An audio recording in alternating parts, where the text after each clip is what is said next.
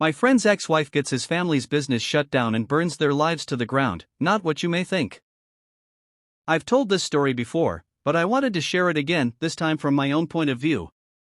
It's about two of my closest friends, Ray and Justin, and how their ex-marriage, an accident, and one act of desperation ended up tearing apart an entire corrupt family business.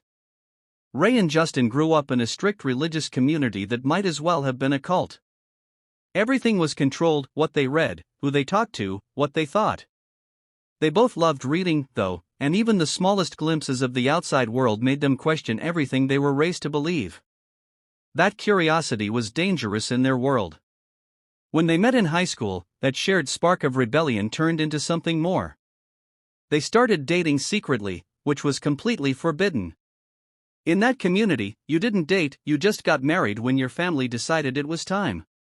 When their parents caught them holding hands and talking in public, they were forced into marriage to make things right before God. They were teenagers, barely adults, and suddenly, they were stuck in a life neither of them wanted. But instead of breaking them, being trapped together made them stronger. They hatched a plan to escape. They secretly opened a bank account outside the community's influence, since everyone at the local bank was part of the same cult and loved to gossip about transactions.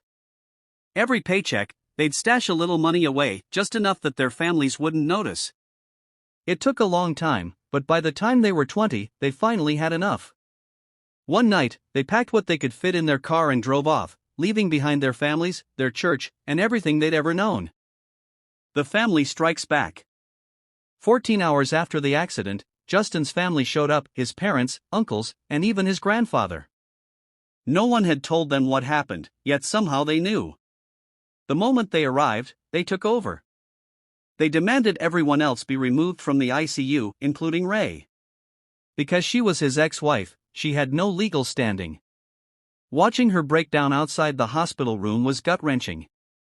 She kept telling us Justin wasn't safe with them, that they'd hurt him.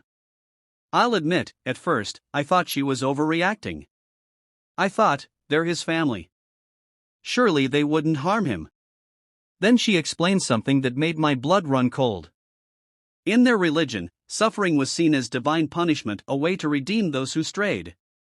According to Ray, his family believed Justin and she had sinned by leaving, and that pain, physical, emotional, spiritual, was the only way to bring them back to God.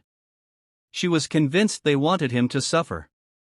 One of our friends who worked at the hospital secretly pulled Ray aside and told her something alarming.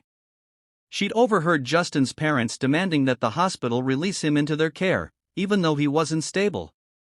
They were involving lawyers, trying